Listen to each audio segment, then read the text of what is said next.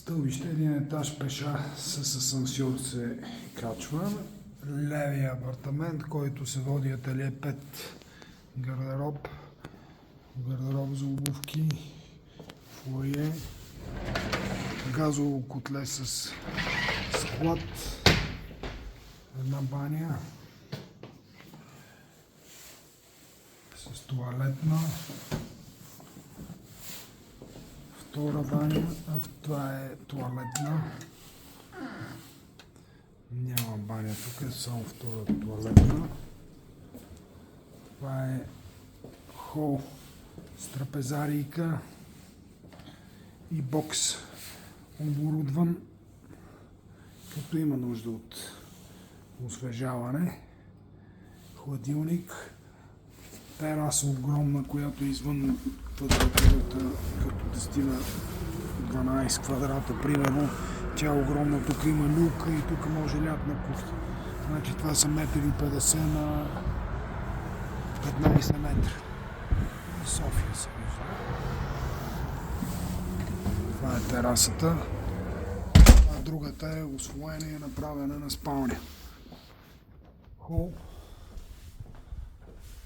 Гледка към мола.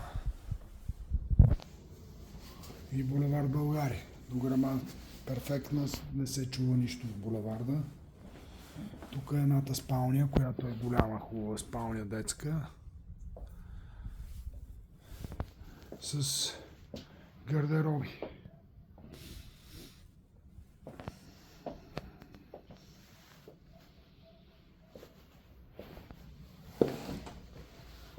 Отиваме към другите спални.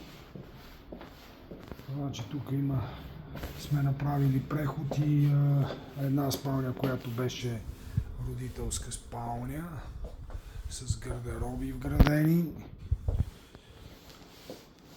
Пандурите с гледка към Витоша, цяла Витоша панорама. И никакъв шум, като се затвори. Шум няма. И тук усвоихме едната тераса и е направена на малка детска спалничка.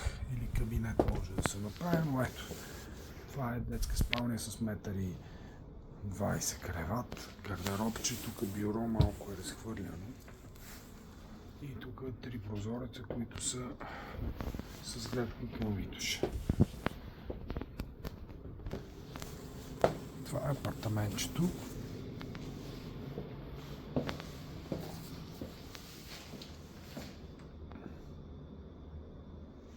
Отоплението е газ, но в момента е изключение предимно на климатици. Може да се пусне газта за отопление.